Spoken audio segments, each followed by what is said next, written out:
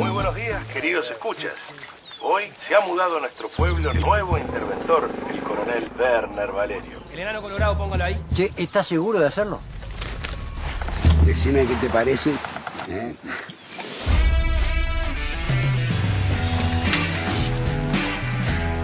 Quédate quietito y lee esto. Atención, Los enanos del coronel Valerio los hemos secuestrado y serán puestos en libertad cuando quede sin efecto la prohibición de los cierres de los bares a las 10 de la noche. ¿Qué haces, Hernán? ¿No te vas a despedir? ¿Qué hicieron, Hernán? Vos te quedás a cuidar a mamá. Hernán, vos siempre tuviste ideas buenísimas. Abrí, por favor.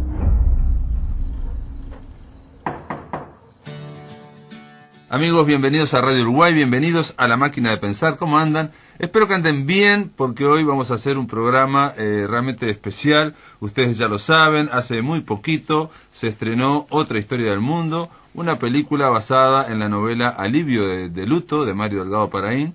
Y bueno, para ello vamos a darle la bienvenida a el hombre que está atrás de esa película, ¿no? Al que mueve los violines. ¿Cómo andás, Guillermo Casanova? Bien, muy bien, gracias por la invitación. Recién salido del horno prácticamente la película, ¿no? O sea, con todas esas ansiedades que hay, el tema de ir a ver cómo reacciona la gente. Yo te digo, el domingo fui a verla yo y en la primera función, y la gente aplaudió al final. Eso es hermoso, ¿no? Digo, cuando la gente aplaude es es emocionante, ¿no? Sí, de acuerdo, es un plus, pero esos nervios hay, digo, hay que decir un detalle. Guillermo Casanova, su anterior película es El viaje hacia el mar. El viaje hacia el mar. De un cuento de Morosoli. De un cuento de Morosoli, sí. Pero estamos hablando de hace bastante tiempo. Hace muchos años, sí, 14 años ya, del estreno del 2003. Es sí, es mucho tiempo, ¿por qué? Y bueno, por muchos motivos. Pero yo pensé que cuando vi esta película, yo obviamente no estaba pensando en el viaje hacia el mar, ni mucho menos, ¿no? O sea, estaba metiéndome en la película, ¿no? Y está muy bien fotografiada, ¿no? O sea, tiene una fotografía increíble, muy, muy buena. Y hay un momento en la película en que se filma o se fotografía, se ve un camión antiguo. Y yo dije, por la forma que estaba filmado, digo, pero esto es impresionante, la foto de este camión. ¿Por qué? Digo, primero que es hermoso, o sea, esos camiones antiguos con barreras, digamos, de madera detrás en la caja. Pero me quedé fascinado por eso y no me di cuenta que estaban subrayando ese camión que iba a ser muy importante después, ¿no? Sí. Me quedé solo fascinado. Y después cuando salí del cine dije, pero a este hombre le gusta filmar camiones. Son esas viaje hacia el mar, ¿no? Sí, son esas cosas que están ahí. No hice un análisis psicoanalítico de por qué me gustan tanto los camiones o por qué se desarrolla, porque no tengo camión. No, pero las dos son fundamentales el camión, y un camión antiguo. Chevrolet del 57 y este es un, no sé nada de autos, pero anda por ahí. Anda por ahí, ¿no? Sí, el viaje hacia el mar, digamos, estaba jugado mucho a los personajes y a ese camioncito y a unir una escena con otra en un cuento que eran de 3 páginas, ¿no? Llevarlo a una hora y media, parecía algo rarísimo, muy difícil, ¿no? Es más fácil hacer un cuento que una novela. ¿En serio? Todo. ¿En serio? ¿Por qué? Y porque el guión, sobre todo porque la idea del cuento de Morosoli es divina. Uh-huh. O sea, es una road movie. Es una road movie de 5 personajes que van a ver, 5 veteranos que van a ver el mar por primera vez. Uh-huh. Ya está, la película ya está hecha. Es así. O sea, te imaginas un road movie con esas personas en un camión de las sierras de Minas llegando al mar y ya te hiciste toda la película. Sí, pero hay que hacer las escenas porque el cine es eso, más que el tema es que cada escena funcione, que encadenada con la anterior y que vaya totalmente, creciendo. Pero el viaje hacia el mar lo escribí en un día, el guión. El 1.0 lo escribí, empecé a las 11 de la mañana y terminé a las 11 de la noche, 12 horas. El primer guión, así, 1.0, me llevó esas horas, o sea, un día. Y Alivio de luto me llevó años escribirla. Porque es otra historia, no es una road movie. O sea, es una novela, tiene otro universo mucho más grande, digamos, ¿no? Es una película llena de cubos, o sea, es lo que la imagen que yo tengo del viaje hacia el mar es una línea, claro. Una línea que va andando y es bastante plana. Y Alivio de luto, o sea, que es la novela de Mario llevado a Otra Historia del Mundo, que es el guión, son capas y capas, es como una cebolla, donde hay un montón de capas que están ahí, y sobre todo estudiadas y como muy pensadas, o sea, es lo que digo, como que no podía fallar en ninguna cosa, porque eso es como una alegoría.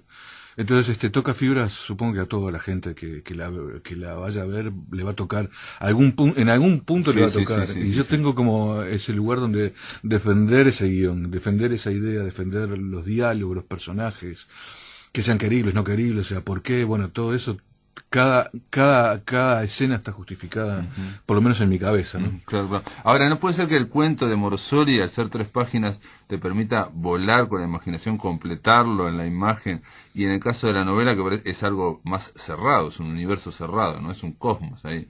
Yo creo que viendo la película, una de las cosas que pensé, que no había pensado en la novela realmente, es que es como una especie de cuento de hadas, ¿no? Es un cuento de hadas aplicado en un pueblito chiquito, a la tragedia de la dictadura, ¿no? Pero un cuento de hadas. Es un cuento de hadas. Sí, está buena la imagen esa de cuento de hadas. Sobre todo también de que los papeles de Roberto Suárez y César Troncoso se invirtieron, porque Roberto iba a ser papá en la fecha de rodaje y no podía estar 7 semanas colgado en San Antonio, que es donde se filmó la película, y tuvimos que cambiar. Pero la imagen de Roberto, que iba a dar las clases, de un momento en la película, gran parte de la película transcurre unas clases, la imagen que yo tenía era como un profesor de mago con cono, tipo cuento de hadas, ¿no? Sí.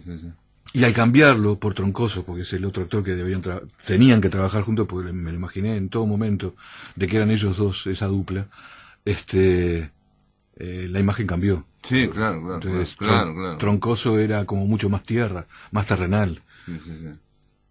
Sí, hay también que me sorprende, no sabía eso que habían cambiado, porque yo no lo tengo a Troncoso, es un gran actor que siempre funciona, ¿no? Muy bien, ¿no? Pero no lo tenía en precisamente lo que podía ser en esta parte. Atención, en Alivio de Luto hay una parte que se dice que fulanito tal, que es este hombre que va a ser el profesor, digamos, es una enciclopedia de datos inútiles, ¿no? Es alguien que estudiaba, no sé cuándo. Y Troncoso no da la idea de un tipo que haya vivido leyendo, sino que más bien está en la calle, es un nombre de la calle siempre, ¿no? Yo la imagen, no, porque en un momento Gustav, que hace de cartero, el cartero provisorio, dice, ¿y qué va a dar clases este tipo si lo que daba clases era clases del país, no de historia universal? Y por eso lo echaron, por hablar de historia, es un destituido por la dictadura. Es un profesor, o sea, pero es un profesor materialista, es un profesor de carne de pesado, es otro tipo de clase, ¿no? Es como que son esos que te cuentan los datos y no hay forma de agarrarle. Entonces, que bajan a la tierra, todo. En cambio, en la que podía personificar Roberto era como a partir de eso hacer todo un análisis y teoría a partir de la historia, que era otra. Claro. O sea, era otra película. Era otra película. Y sí, realmente. Sí. Pero las películas son eso, ¿no? Digo, no es lo que uno se imagina desde el primer momento, sino lo que se termina.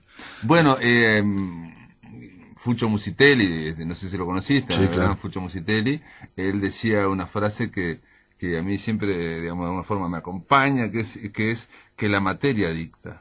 O sea, uno va con la idea, con el tema, con todo lo, pero después hay que amoldarse a la materia, ¿no? Claro. A lo que te viene a... Pero en el mismo rodaje, uno cuando llega ya estudió todo el guión, ya tiene todo el casting de los actores, ya tiene todo el diseño hecho, ya tiene el guión técnico, está todo armado, y cuando llega el momento de rodar, tenés que tener la cintura y la capacidad de ir cambiando las situaciones, ¿no? Claro, porque la realidad se impone con una fuerza. La realidad se impone y tenés que ir llevándolo. Sobre todo, han pasado millones de cosas, ¿no? Personajes que en el rodaje tenían un nivel como mucho más bajo, o sea, como mucho más secundario, fueron tomando protagonismo en la medida que iba tomando fuerza la propia actuación y los propios diálogos, ¿no?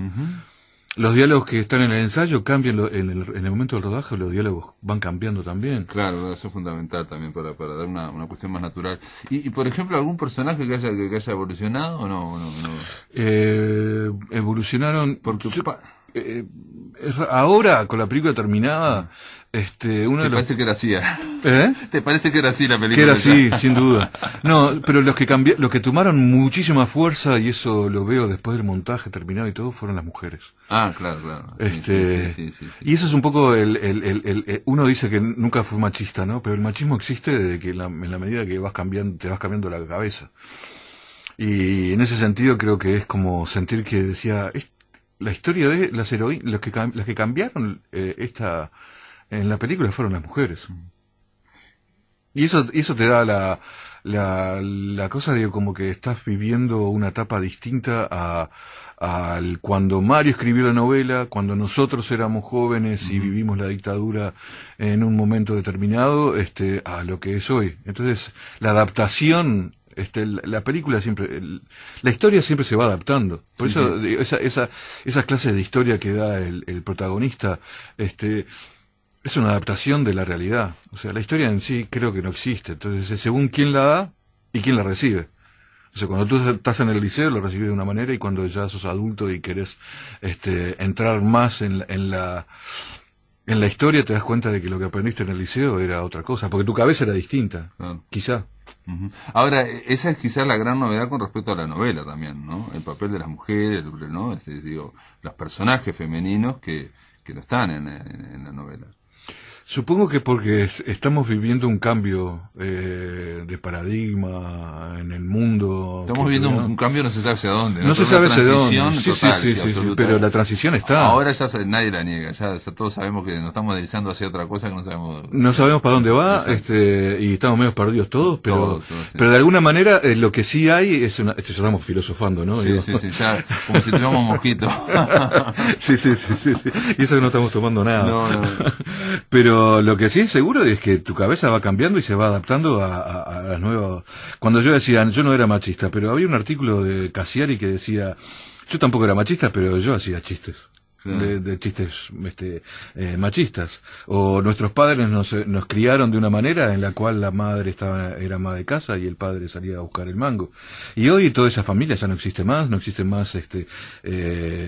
para seguir conversando un montón. Sí, ¿no? sí. Entonces, Pregunta una pregunta. Sí. ¿Y qué pasa con la colaboración de Inés Bortagaray bueno, en el guión? ¿qué te parece? Que Claro. es una gran guionista, Inés, para mí. Digo, las películas que yo he visto con guiones de ella me han gustado todas. La última, La amiga del parque, me pareció muy, pero muy buena. Me hizo sufrir incluso, que es una comedia dramática, pero me hizo sufrir mucho. Yo le dije aquí cuando la entrevisté. ¿Y qué pasa? Que, digo, ella, ¿cómo se dio esa química para hacer el guión? ¿Cuándo entraron los personajes femeninos? Estos que, reitero, en la novela no están, o están muy más afantasmados, digamos, ¿no? Con menos nivel. Es claro que Inés metió la cuchara, pero lo que tiene Inés es tiene algo como Marosa di Giorgio, ¿no? Que cuando vos lees una cosa, te dice una cosa y después al otro día dijo, pero esto es otra cosa, lo interpretás de otra manera, ¿no? Y con Inés fue una ayuda, fundamentalmente digo, porque al principio dividimos, había una sola hija en la novela y la pasamos a dos hermanas. Y cuando yo empecé a trabajar la psicología de todos los personajes y cómo hablaban entre hermanas y cómo se iban a llevar y qué iban a desarrollar. Una, la adolescente de 14 a 15 años que sufre terrible bullying del pueblo, obviamente por tener los padres que le tocó, sufre un bullying y decir, bueno, ¿cómo vive un adolescente en un pueblo esa cosa ninguneada por el pueblo? Sí. Y ahí fue decir, Inés, ¿qué te parece la idea de trabajar el mundo femenino? Obviamente después se fue trabajando en otros, se abarcó a otros lugares, ¿no? Pero el cambio fue ahí. Es parte de una de las líneas que está en la novela Alivio de Luto, y es algo que sufrió el Uruguay, que sufren en todas las dictaduras, y que generalmente uno no se quiere hablar de esa parte, que es que una cosa son aquellos que pelean o aquellos que se comprometen o militan políticamente y bueno, después pagan de repente las consecuencias y van presos, son torturados, bueno, ya sabemos, con su cuerpo, ¿no? Pero los que están al lado, que de repente no se metieron en nada, que no tienen prácticamente nada que ver salvo una cuestión sanguínea o vincular, sufrieron las consecuencias en los pueblos chicos sobre todo, porque la gente les hizo el tratamiento de hielo, digamos, o le hicieron el vacío, mucha gente, ¿no? Digo, yo conozco casos tremendos con hijas, ¿no? Que parece más lógico, te metes con las hijas, pero también de repente con madres que ya que tenían su trayectoria hecha. Estoy pensando en profesionales, conozco un caso y de gente, digamos, que no era de izquierda ni mucho menos, igual sufrieron por ser o la madre de o el hijo de. Y esa es una de las líneas de la novela, digamos, ¿no? En la propia novela está, ¿no? El protagonista trata de protegerla de alguna forma de ese bullying que decís vos, ¿no? De ese tratamiento que le están haciendo. Sí. Y quiero decir que esto normalmente no se quiere hablar porque ¿qué pasa? Implica que el pueblo uruguayo, que en los papeles parece siempre como en resistencia, parece siempre contra la dictadura, el miedo hace a veces que, bueno, yo con vos no hablo porque tu padre está metido en algo. Sí, también sucedía en los barrios, ¿no? Digo, yo cuando, ¿de dónde me agarré? Me agarré de mi barrio, del recuerdo de mi barrio. Y en mi barrio sucedía lo mismo. Mi mejor amigo era hijo de tupas, criado por abuelos, y yo veía a ese niño que no entendía qué pasaba, ¿no? O sea, por qué lo rechazaban, o sea, y era también decir, no te juntes con esta gente por las dudas, no. O de estar jugando con un autito en la televisión y escuchar el comunicado de la fuerza conjunta y sentir a mi madre diciendo, mirá, la hija de Ana, o no sé qué, y era un silencio eso que era sepulcral, ¿no? Era una cosa como si, pa. Pero y ahí estaba algo habrán hecho. También. Sí, yo eso no lo sentí en algo, sí sentí el rechazo por gente, la gente que es mala es mala, o sea, punto, no es que, y la gente que es buena, es así, o sea, no, la gente no cambia solamente por vivir en dictadura, por eso cada personaje que se vive en la película están personificados de alguna manera. El malo de la película no es el milico. No es el coronel que llega al pueblo y toma la decisión de que se prohíbe tomar alcohol después de las 10 de la noche. Que sucede hoy. Sí. No es el malo de la película es un empleado público, un cartero del correo, que se llama provisorio porque entró ahí provisoriamente. Y esa es la persona mala, pero siempre fue mala. Entonces, en ese sentido es como empezar a jugar con los personajes y que no es sentir que lo más fácil es parodiar al milico. Claro. En ese sentido me parece que está bueno el papel de Gusini, que vos ves a Gusini y lo querés. Gusini es extraordinario, pero merece un capítulo aparte. Vamos a hacer una breve pausa, amigos. Estamos en La Máquina de Pensar, conversando con Guillermo Casanova en torno a esta película que se llama Otro Lado del Mundo. En el aire de Radio Uruguay, La Máquina de Pensar.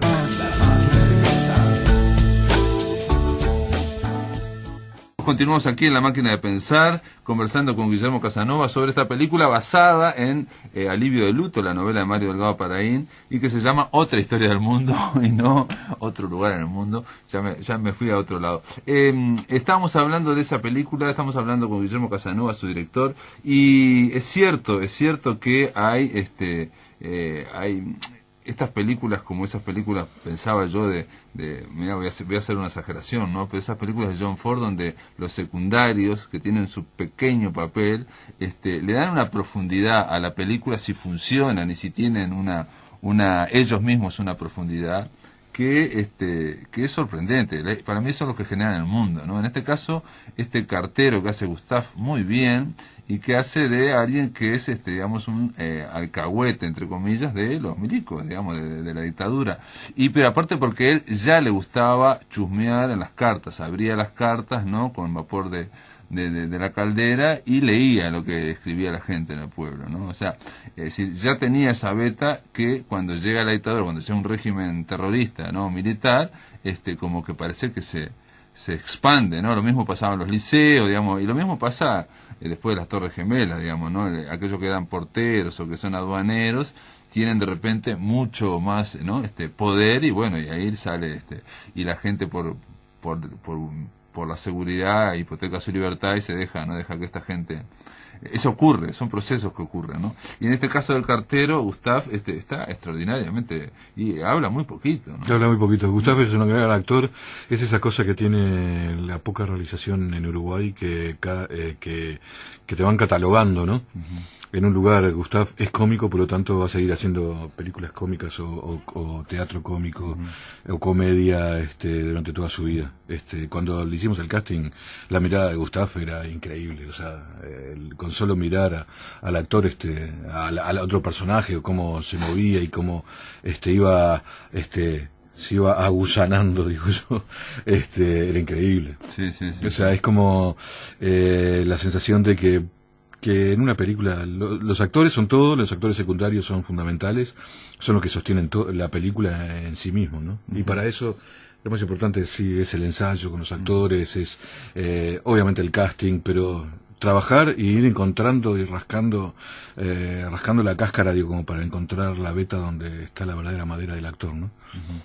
John Ford también decía otra cosa de que también había que buscar cosas que no estén en el guión y que son pequeñas gestos o palabras o formas de moverse, ¿no?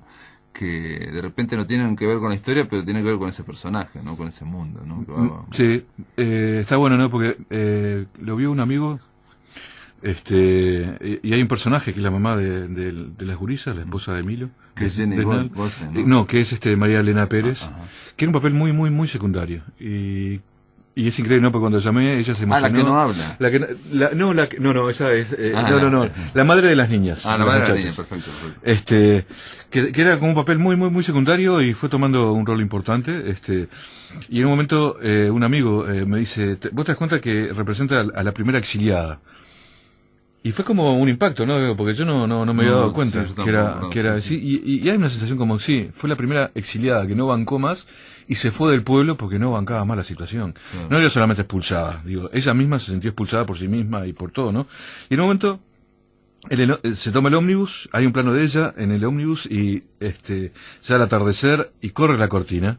Y es como un fundido negro, porque la cortina, la luz que había y que imprimía en la cámara, era la luz que salía al exterior. Sí, y ella corre la cortina del ómnibus, es una tela, y se oscurece, ¿no? Y la mirada de ella es todo. Y no estaban, obviamente eso no estaba en el guión. Trabajamos con el fotógrafo, un brasilero, Gustavo Alba, y son esas cosas que se dan y que son mágicas, ¿no? Porque gracias a la imagen, lo mismo que el final con Roberto, sí, bueno, ¿qué pasa con el final? No lo voy a contar ahora. No. Pero son esas cosas que decís, no lo digas con palabras. Son clichés, pero son verdad. Sí, bueno, ahí está el tema también es una película que, igual que El viaje hacia el mar, también hay como mucho énfasis en la visualidad, ¿no? Incluso en esta, incluso hay muchas veces mucho menos diálogo, ¿no? O sea, la trama, insisto en lo del cuento de hadas, porque es una trama relativamente sencilla, digamos, que uno permite casi explicarla sin palabras, digo, que avance con imágenes, ¿no? Sí, tal cual. El viaje hacia el mar es la primera ficción larga que hice. Y obviamente vas con muchos temores y muchos miedos y no sabes cómo da. Y hay diálogos, yo digo siempre que cuando la veo hay un pequeñito parlamento de Héctor Guido, que le dice a Arana en el camión, dice, no comprendo cómo llevas a esta manga de bestias a conocer el mar. Y cada vez que lo escucho me quiero matar, porque decís, ¿cómo un canario va a decir no comprendo? ¿No? Y eso es porque estás pensando en millones de cosas y no te das cuenta en ese momento de que él te está diciendo no comprendo. Es como y ahí esas cosas que vos vas aprendiendo en el momento del ensayo y en el momento del rodaje, el texto es fundamental. O sea, ahora no veo ningún no comprendo en la película. Sí. Bueno, vos te referís a que es muy difícil, claro, en el texto literario, en la escritura, reflejar siempre la oralidad. Es difícil, digamos, no es fácil, digo. O sea, que los diálogos sean, la famosa frase, que los diálogos sean naturales, que sean creíbles, que el abuelo hable como abuelo, que el niño hable como niño. Sí. Lo hablamos con Mario Delgado, que en el final el protagonista dice un monólogo que está muy bueno en la novela. Es como un final donde habla de decir, yo que intenté hacer una revolución y no me queda nada, ni siquiera pude educar a mis hijas.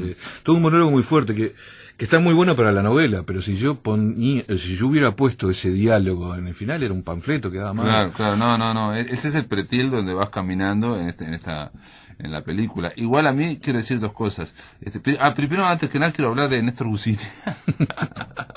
Porque Néstor Bucini es el que hace de coronel, del coronel Werner Valerio, y a mí me parece excelente. Néstor Bucini ya para mí brilló en la anterior, que era Mr. Kaplan. Sí. ¿No? Que lo entrevistamos aquí en La Máquina de Pensar, y era casi lo contrario, era exactamente lo contrario del personaje que hace aquí, ¿no? Aquí es de un coronel serio y autoritario, y sin embargo cada vez que habla él, uno larga la carcajada, ¿no? O sea, tiene esa capacidad, ¿no? O sea, su primera frase es llega a Mosquitos y están poniendo los enanos de jardín, y dice la primera frase, va caminando diciendo: el enano colorado ahí. Y al decir eso, yo ya me empecé a reír. Me empecé a reír porque la forma surrealista, pero él habla siempre en serio, ¿no? Habla en serio, sí. Y esperaba incluso más. Yo cada vez esperaba que aparecía él, porque es todo lo va hablando en serio, realmente como debería ser. Digo, se nota que es alguien que estudió, digamos, a los militares en ese sentido, ¿no, Néstor? Sí. Son, hay una parte mística en el cine que es que prender la cámara y que está delante de cámara, tienen ese ángel que uno sabe de dónde lo sacan y cómo lo hacen. Después se apaga la cámara y es una persona común y corriente. Sí. O sea, porque vos ves a Troncoso de Bucini y son gente que son amigables, que son, pero se prende la cámara y decís, ¿qué pasa? Sí, bueno, a Néstor Bucini lo conocí y bueno, me parece un hombre de Peñarol, un hombre que te habla de fútbol, te hablaba y nada más. Y claro, ahora habla muchísimo del hijo, porque tiene un hijo divino y se pasa hablando de su hijo así maravilloso. Pero aquí hace de las dos cosas, hace de un súper autoritario, pero a la vez es como que para mí el que encaja más en esta especie de cuento de hadas, pero parodia, porque vamos a ver, es toda la dictadura, toda la tragedia que vivió el pueblo uruguayo y el Cono Sur, vista a través del microcosmo de un pueblo muy chiquito que es Mosquito, donde la rebelión es muy chiquita y es muy simbólica, y la represión también es muy chiquita, digamos. Todo es muy... Sí. La frase es grandes héroes en pequeña escala. Claro. Por eso también está al final de la dictadura, digo, si el acto terrorista de tomar una radio hubiese sido al principio de la dictadura, en la década del 70, no hubiera no hubiera contado el cuento. Todos sabíamos que en el año 84, a finales de hicieras lo que quisieras. Obviamente hay casos como el de Roslik o de los gurises de la UJC que pasó a final de la dictadura, pero en general era una fiesta y era una cuestión de hacerlo porque sabías que estaba todo bien. Ahora, digo, hay unas pancartas, supongo, no quiero contar pero viene Wilson y no sé cuántos blancos eran los que estaban en la calle, claro. En Montevideo, pero estoy seguro que la mayoría que estábamos ahí correcto. no eran blancos, sí. No eran blancos, era gente que decir, vamos a... Pero igual hay otro detalle también, no solamente que quizás, si yo me pongo también en plan crítico, por ejemplo, la resolución de no vamos a contarlo, pero hay una resolución donde hay el hijo de Werner Valerio, que no recuerdo, sí estaba, en la novela está, obviamente. Sí, en la novela está, claro, está. El hijo de Werner Valerio, actúa ahí de una forma para resolver, digamos, la historia. Y me pareció que eso es todo muy rápido y muy como muy sin mucha explicación o sin mucho procedimiento lo explicás, digamos, ¿no? Es de noche, pin y ya. Sí, puede ser, pero tiene su lógica. En un pueblo chico, el hijo del militar, ¿qué pasa? Un alférez tiene mucho más poder que cualquier soldado. Entonces, y si es el hijo del coronel, el patrón del cuartel, sí. Más fuerza aún, o sea, vayan todos, se van y... Por aparte de eso lo he preguntado con los propios militares hoy, de si esto pasó alguna vez y me dijeron que sí, no de soltar presos políticos, sino de compañeros que están en el calabozo y que viene otro y lo saca y se van de noche. Correcto. ¿No? Y entonces van los dos después al calabozo por poder. Digo, es un poder piramidal. Claro. O sea, yo tengo mando sobre ti y tú me tenés que obedecer, por más que no que estés en contra. Tenés Correcto, que obedecerlo. correcto. Entonces, obviamente es una alegoría. ¿Cuál es la alegoría? Y para mí es más importante, o sea, es según de donde lo mires, es todo disparatado, obviamente. O sea, yo no puedo tomar esto como una verdad. Es una especie de parodia o de cuento de hada paródico. Es más, otra cosa que digo, pero viste, cuando uno está viendo la película, a veces sobrepone las películas que quiere ver, ¿no? No, Eso, por supuesto. Y una No, cosa que yo pensaba claro. era que podía haber sido más ficticia aún. O Por sea, supuesto. El nivel de ficción, digamos. Llevarlo al disparate más. No, del escenario, que sea más, no sea tan realista. ¿Me explico? Claro, En claro, ese claro. sentido, No, pero me parece correcto. Es desde el lugar donde uno se para, ¿no? Digo, yo intenté hacer esta película de la forma más alegórica posible, o sea, que no es una dictadura uruguaya, sino que es la autoridad. Claro. Pero si hablamos de la dictadura y todo eso, también uno piensa, están los manifiestos donde dice, bueno, el pueblo uruguayo sacó la dictadura de su lugar, y eso es mentira. O sea, la dictadura salió por otras cosas, o sea, Sí, por un pacto entre quienes, No, o lo que desgaste sea, también, desgaste, procesos, hay procesos. mil motivos de por qué se acabó una dictadura. Y que existe la posibilidad, digo, como tomaron los, yo qué sé, cuando se tomó la ciudad de Pando, digo, ¿quién puede pensar de que 5 personas o un comando vaya a tomar la ciudad de Pando y que eso tenga éxito? Es absurdo. Hoy lo mirás con el análisis de una historia, sí, pero eso es una parodia, Es una parodia, sí, de acuerdo. Y sin embargo lo hicieron. Cosa que en el viaje hacia el mar estaba dado todo, ¿no? Hasta, hasta los pueblos. Yo me acuerdo una vez haber hablado con Fucho Musitelli. Perdona que te cambie de película ahora, perdona que te cambie. No. Hay una parte que ellos se bajan en un pueblo y van a un bar y hay un mozo que atiende. Y yo me acuerdo que le dije a Fucho, le dije, ¿ves? Ese tipo se nota que es un mozo verdadero, porque prácticamente no habla nada y atiende, me dice. Y Fucho me dice, pero es mi hermano, que era actor. Pero eso es increíble, porque el actor lo que hace es no hablar, simplemente hace como si fuera un mozo completamente, serio, sí. Entonces digo, pero ahí también hay como una expresión de ficción también, ¿no? O sea, la ficción se lleva a un grado extremo. Aquí, que no recuerdo si estaba en un viaje hacia el mar, pero en esta película hay 2 quiebres, por lo menos para mí, y no estoy contando nada, ni mucho menos, que es la música, el empleo de las canciones. Hay 2 canciones que se emplean que están muy bien puestas. Muy bien puestas, digamos. Una, la escena que a mí más me había quedado de la novela, o sea, yo de la novela Alivio del Luto, que la leí hace mucho, después la volví a leer, pero también hace bastantes años, y la escena que a mí me quedó de Alivio del Luto, que le puede quedar a otro lector, es la de que precisamente estos 2 amigos hacen algo que ya sabemos, que tratan de hacer un acto de resistencia, y uno de ellos va preso y el otro se hunde en una especie de depresión, y lo que hace es enterrarse prácticamente y pone unas tablas. Eso en la novela está muy bien contado, y ese hundimiento, digamos, ¿no? Y en la película lo vi como que prácticamente como yo me lo imaginé cuando leí la novela, ¿no? Está bueno, pero está no bueno. lo imaginaba la música. Claro. Sí, la música es gracias a las sobrinas del Darno y gracias a Sondor, a Rafael Aval, que nos dieron los derechos para poder poner un tema del Darno, que es como Los Desconsolados 2, que es un temazo y que el Darno es si vos estás mal y deprimido, lo que tenés que hacer es escuchar al Darno. Es la banda sonora, digamos, para leer a Onetti, ¿no? Es impresionante, Darno Jan, es así, es algo que te empapa de melancolía, es una melancolía. Es una melancolía absoluta, Sí. no querer salir de donde estoy bárbaro en el peor lugar del mundo. Bueno, pero aparte eligieron, digamos, 2 canciones, Desconsolados, digamos, de Darno, que es como, ¿no?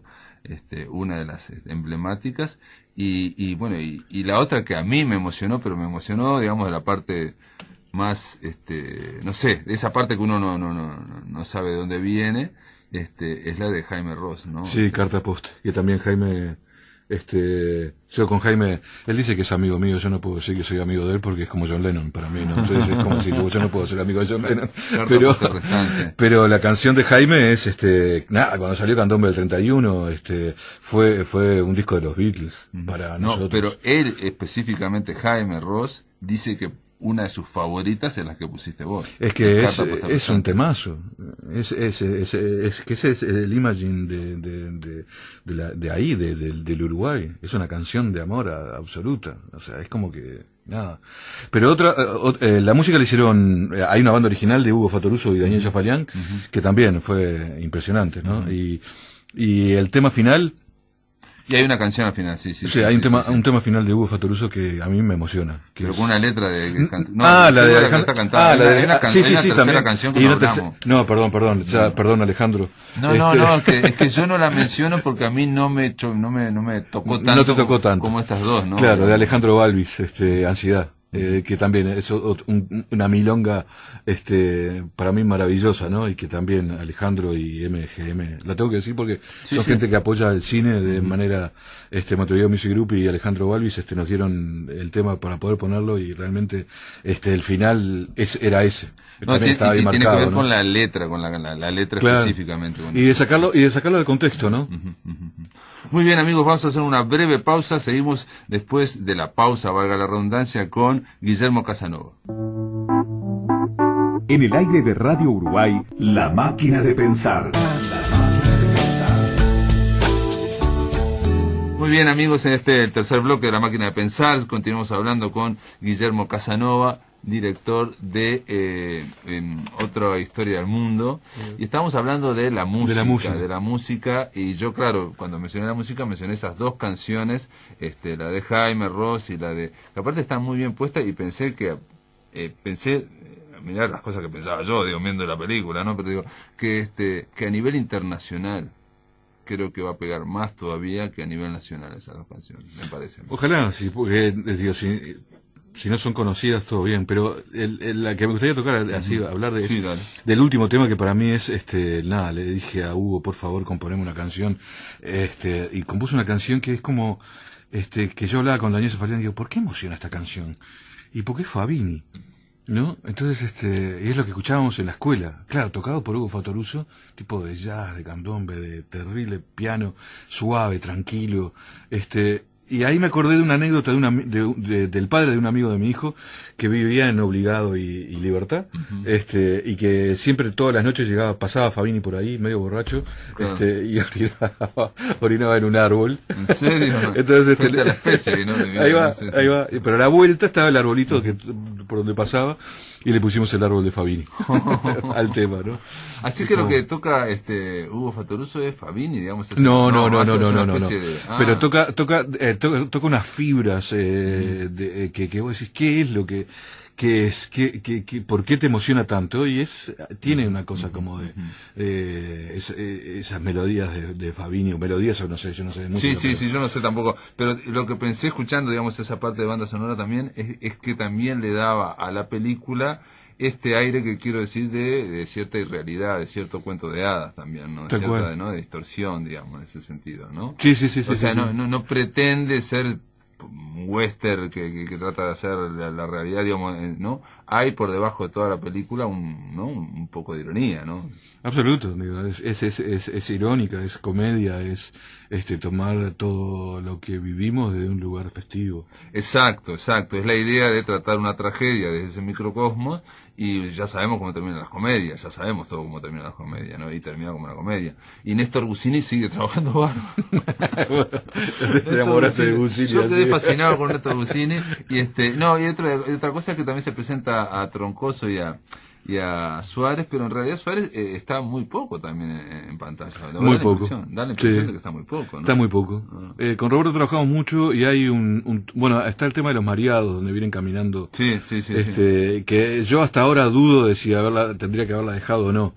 Pero me convenció Roberto. Dice, no, loco, el personaje que desaparece muy enseguida, tiene que ser querido. Vos tenés que querer al personaje lo más pronto posible. Entonces tiene una relación con la mujer, ama a las hijas, es como un tipo muy, muy, muy simpático, buena onda, no sé qué, cosa que a los 5 minutos si desaparece, así, no, pero un tipo tan querido, y aparece en el final y dices, qué suerte que está, ¿no? Entonces, era necesario, y tenía razón Roberto. Una pregunta, Guillermo, en esas cosas que aparecen en el rodaje, esto es por fuera de la película, porque me enteré ahora, yo no sabía, es que, Suárez no podía Noruega, tuvieron que cambiar de papeles, y Troncoso dice que se resbaló y le tuvieron que operarlo y sacarle el vaso. Casi se muere por uruguayo, o sea... Se cayó arriba de un termo, de su propio termo. De su propio termo, se tropezó. Como es un niño que se cayera arriba de su propio cuchillo. O de su propio juguete, porque ni siquiera cuchillo. Sí. Vas con el camioncito y te rompiste el vaso con el camioncito que venía jugando. O sea, acá pasó exactamente lo mismo. Era medianoche, habíamos terminado una de las escenas en el cuartel de San Ramón, y el propio asistente de dirección le dice: vos, cuidado que ahí hay un fierro que te puedes tropezar.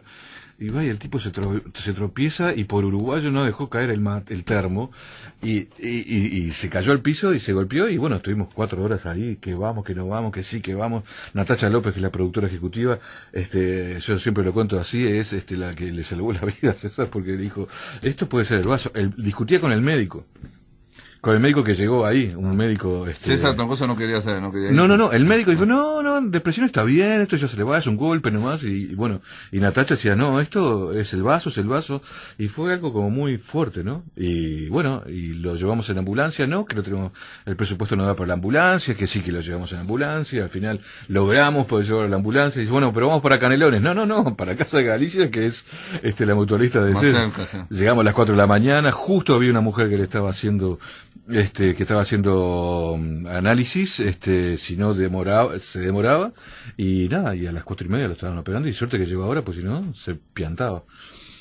Fue Es brutal. No, terrible viaje. Y continuó la película. Bueno, tuvimos que suspender el rodaje. Por eso te digo, a veces cuando vos decís, bueno, pero no sé. ¿Y cuánto tiempo lo suspendiste? Y era a finales de noviembre hasta enero.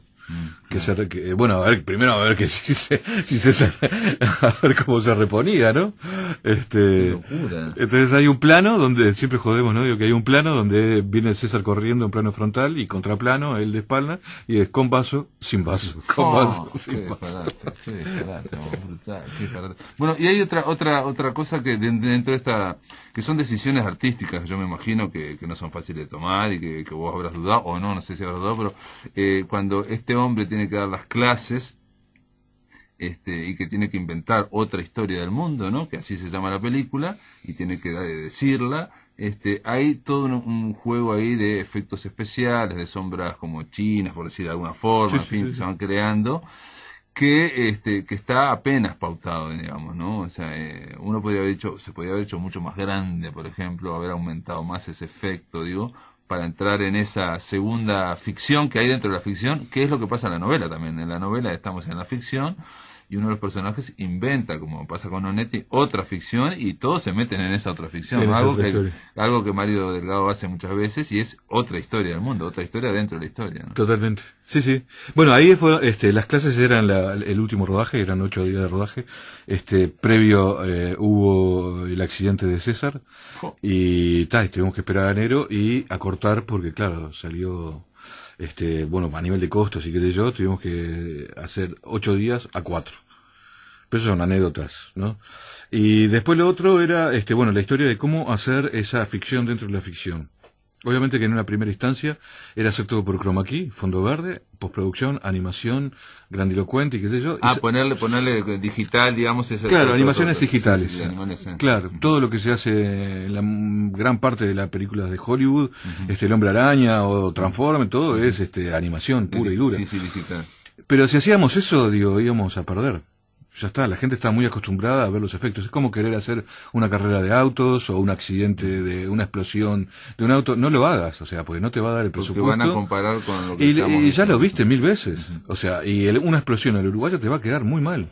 Entonces, en esa instancia fue como un pensamiento que era que decir, bueno, ¿cómo hacemos esto para que quede bien? Y empezamos a pensar en sombras artesanales, hacerlo de forma artesanal. O sea, en un momento también pensamos en el Flaco Tournier, de que hicieran unas animaciones, pensamos en Tato Ariosa, ¿no? En títeres. Y por un tema de coproducción con Brasil, encontramos a Alexandre Favero, de Teatro das Sombras, un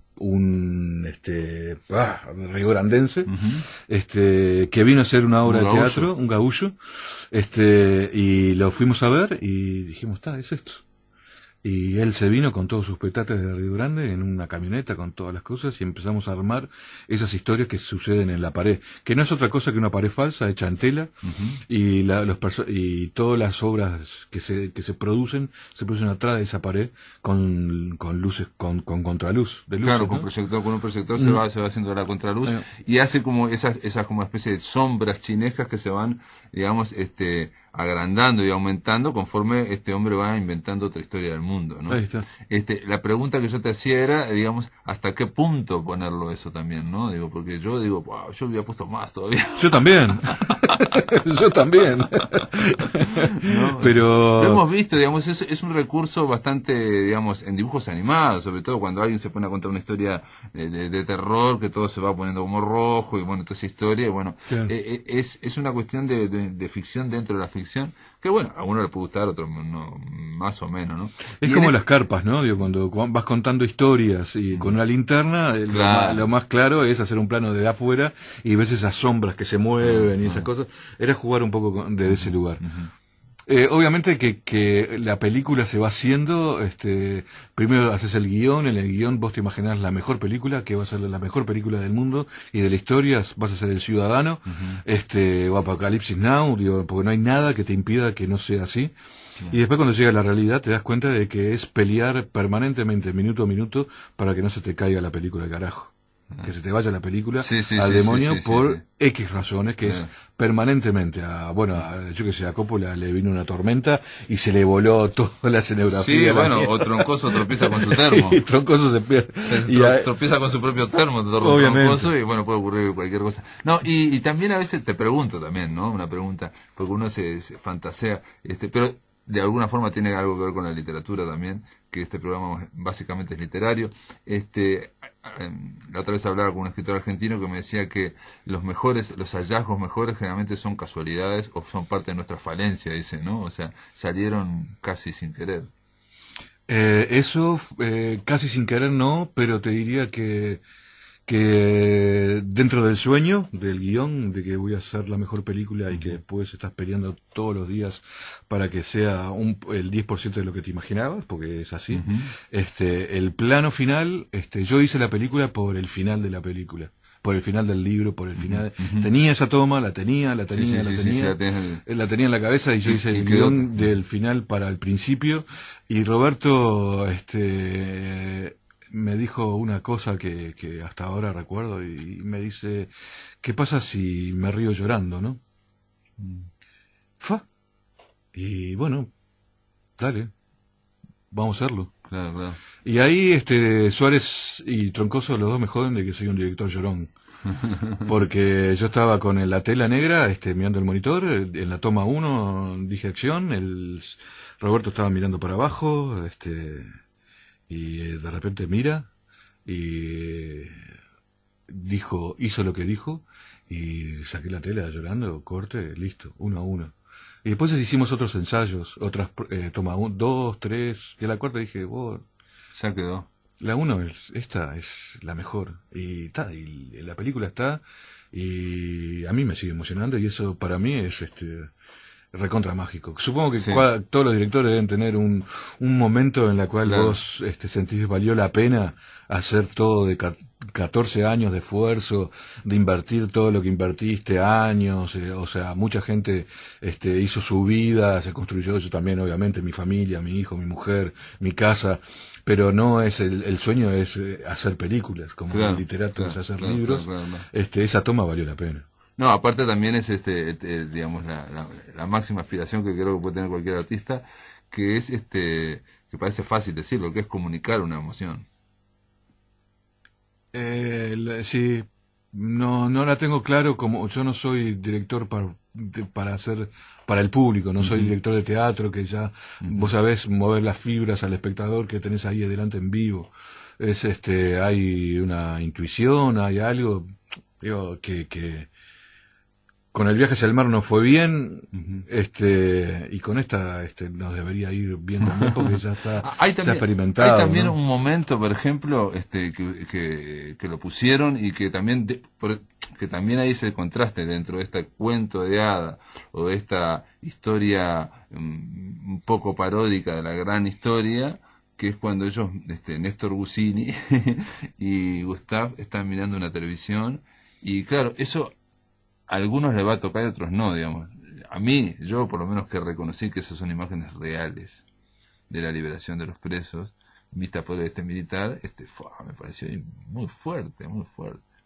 Es el Pero final, sí. Quizás otro joven, digamos, no se da cuenta. No se da cuenta de si eso es verdad o no, o sea, porque no hay ninguna referencia a ninguna no se dice nada. Es una señora que corre tras esa. hacia alguien, porque Sí, aparte en esa carretera. la persona está lejos y no sabes a quién va a abrazar. A alguien va a abrazar sí. con toda la mansión de una señora de, ¿qué tendría? 60 años. Es una imagen icónica, digamos, para nosotros. Claro, ¿no? O sea, es un ícono. pero es un ícono que es del grupo Hacedor, es Los ojos en la nuca, que son no, también, o sea, las películas se hacen también con el apoyo de la gente, porque si Eduardo no hubiera dado las tomas, no lo hubiera puesto. Está extraordinario, digo, porque ahí se toca algo que pasó y que es un ícono de la realidad con algo que estamos dentro de esa ficción, digamos, y vemos estos personajes. Los amigos de mi hijo tienen 20 años, no conocían esa toma y dijeron, eso es una mujer que va a abrazar a un preso político. Entendí. Entonces, perfecto. Es listo. Perfecto. Ya está. Está logrado. Entonces, Guillermo Casanova, gracias por estar acá en La Máquina de Pensar. No, muchas gracias a vos, realmente un gusto y poder conversar tranquilamente. Bueno, amigos, ya saben, esto se puede ver, Otra Historia del Mundo, está en cine, está en el interior también, así que esa es la idea, y bueno, también para verla y a ver, decir qué dijeron aquellos dos, si tenían razón o no, ¿no? Gracias por estar acá, ¿no? Muchas gracias. Amigos, se terminó La Máquina de Pensar, que lo pasen muy, pero muy bien.